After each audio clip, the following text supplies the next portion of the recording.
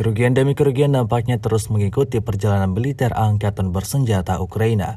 Hal itu dibuktikan dari rekaman berikut, rekaman yang ramai beredar di media sosial Telegram pada Sabtu 27 Mei 2023. Dalam rekaman tersebut memperlihatkan UAV lancet Rusia yang berburu tank Ukraina. Sebelumnya, pada awal rekaman terlihat kendaraan militer Ukraina tampak masuk ke dalam sebuah bangunan yang menjadi tempat berlindungnya.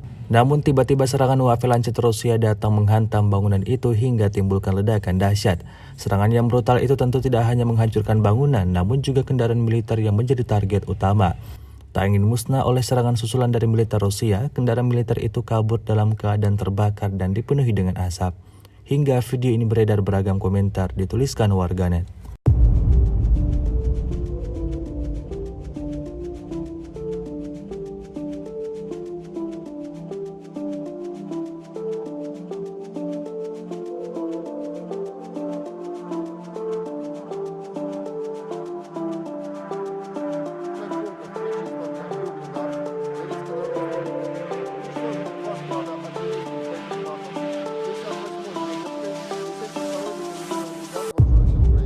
Поражение 86 подразделений в районах населенных пунктов Владимировка, Кременная Луганской Народной Республики, Табаевка Харьковской области, Никольская Донецкой Народной Республики и Жеребянка Запорожской области.